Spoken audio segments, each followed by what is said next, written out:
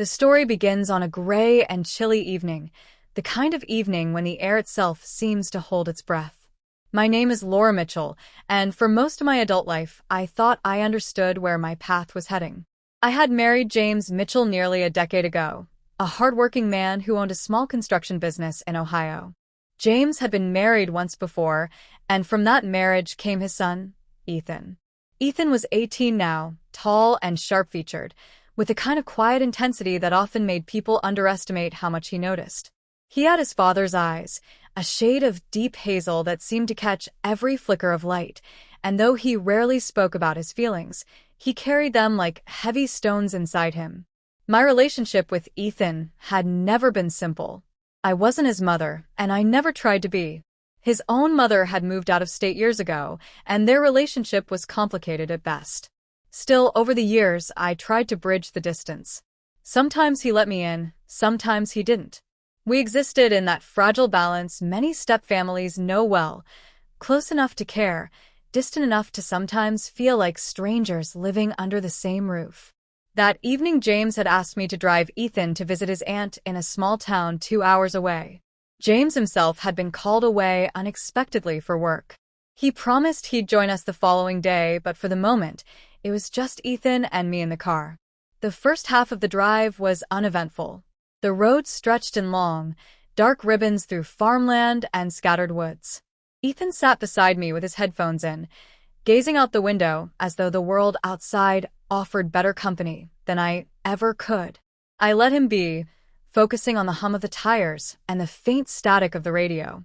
But then the weather shifted. A steady rain that had been nothing more than background noise began to pour harder. The wipers slapped against the glass, struggling to keep up. Fog crept in, curling low along the roadside. I tightened my grip on the steering wheel. About an hour from our destination, it happened.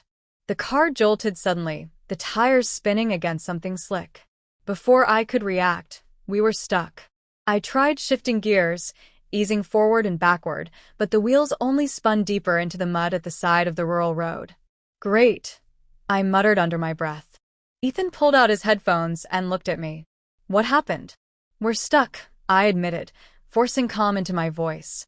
The road must have been softer than it looked. We both tried, pushing from behind while I pressed the gas, rocking the car gently, but nothing worked. The rain only worsened, soaking through our jackets, plastering Ethan's dark hair against his forehead. After 20 minutes of fruitless effort, we admitted defeat. I pulled out my phone, but of course the signal was weak. Barely a single bar, not enough to load a map or call for help. We were stranded. "There's a small town a couple miles back," Ethan said, his voice low but steady. We passed a sign for it. The idea of walking through the rain at night wasn't appealing, but we didn't have many options. We locked the car, grabbed our bags, and started down the slick road. Each step splashed through puddles, the rain finding every seam of our clothes. By the time we reached the outskirts of town, we were shivering. The town was quiet, almost eerily so. A single diner still glowed with neon lights, and beside it stood a modest roadside hotel, the kind of place where travelers stopped not for comfort but necessity. Its faded sign read Maple Grove in vacancy. Inside, the lobby smelled faintly of coffee and old carpet. The woman behind the desk gave us a sympathetic smile when she saw our drenched state. "Rough night?" she asked. "You could say that," I replied, forcing a small laugh. "Our car's stuck outside town. We just need a place to stay until morning." She nodded, sliding a key across the counter. "Room 12. Only one left. 2 beds, though." Relief flooded me. We weren't going to spend the night in the rain. Ethan carried our bags, silent as ever, but I noticed the way his shoulders slumped, exhaustion finally showing. The room was simple. 2 twin beds, a nightstand, a lamp with a slightly crooked shade, beige walls that had seen better days. But to us, in that moment, it was a sanctuary. We each took a bed, setting our bags down with a mutual sigh of relief. I changed into dry clothes, grateful I had packed a sweater. Ethan did the same, pulling on a plain t-shirt and sweatpants. For a few minutes, the only sound was the hum of the heater and the distant patter of rain against the window. It should have been easy to rest, but sleep didn't come quickly. Maybe it was the strangeness of the situation, sharing a hotel room with my stepson, far from home, with no certainty about the car. Maybe it was the silence, broken only by the faint creaks of the building settling. Ethan finally spoke, his voice breaking the quiet. "You didn't have to come tonight. Dad could have asked someone else." I glanced over at him. He trusts me. And besides, I don't mind. I figured we could use some time together. He gave a small, almost skeptical laugh. "You and me, stuck in a hotel room? That's your idea of bonding?" I smiled faintly. Not exactly how I pictured it, no. The moment passed, but something in his expression lingered. An unspoken mix of resentment and something else I couldn't name. For years, I'd wondered if Ethan secretly blamed me for his parents' divorce, or for not being the mother he had lost in pieces over the years. The night stretched on. We talked more than we had in months.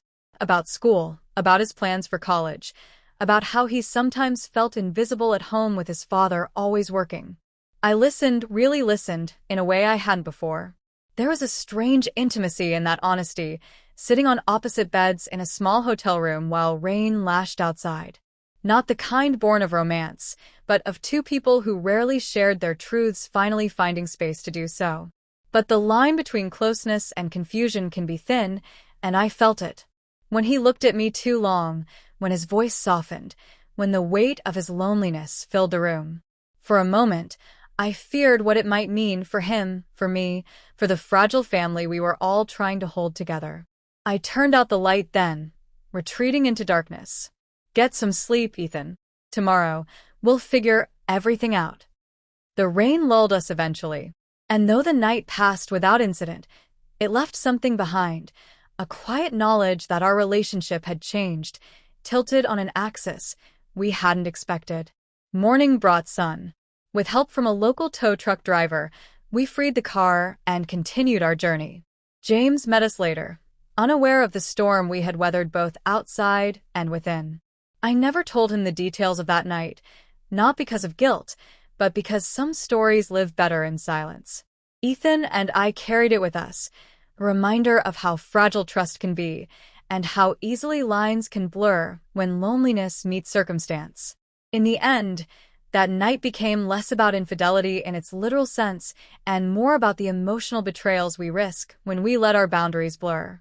It taught me that even unspoken moments can alter the course of a family. And it reminded me that honesty, painful though it may be, is the only way to prevent shadows from taking root where trust should grow.